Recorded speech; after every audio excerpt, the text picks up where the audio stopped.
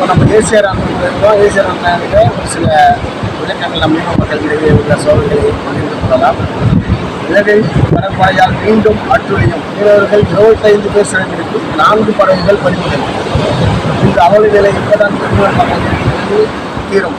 நம் ஏசிஆர் அண்ணன் விளக்கம் யோசிப்பார் நமக்காக. என்னென்ன இது போல நடத்திருக்கு, என்ன காரணம், இது எதுக்காக நடக்குது?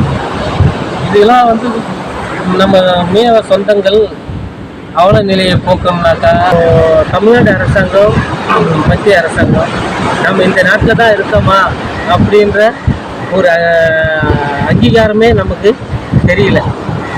ஏன்னா இந்த நாட்டில் நடக்கிற அட்டுழியம் தமிழ்நாட்டில் வேறு எந்த மாநிலத்துலேயுமே கிடையாது.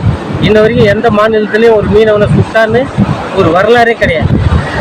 ஏன்னா தமிழனை மட்டும்தான் குறி வச்சு தாக்கப்படுறான்.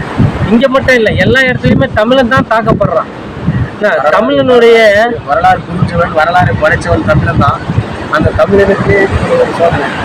ஏன்னா தமிழன் ஏன் இந்த மாதிரியான அவல நிலையில் இருக்கான்றது நம்மளுக்கே தெரியல. இந்த மீன் பிடிக்கிற தொழில் இல்லைனாக்கா வேற மற்ற எந்த தொழிலில் வாழ்வாதாரத்தை ஈட்ட முடியும்? இந்த அரசாங்கத்தை சார்ந்து இல்லாத ஒரு தொழில், அரசை சார்ந்து வாழாத ஒரு இயற்கையோடு போராடி வாழ்ந்து அன்றாட வாழ்க்கையை போக்குற ஒரு இனம். அந்நிய செலவாளிகள் வீட்டுக்கு கொடுக்குற ஒரு இனம் பார்த்தா மீனவர்கள் தான். அந்த இடத்துக்கு சோதனை மத்திய அரசும் மாநில அரசும் தலையிடாது ரொம்ப வருத்தப்பட்டுள்ளார்கள். ஆரம்ப மீனவர்கள் சார்பாக மிகவும் வருத்தப்பட்டுள்ளார்கள்.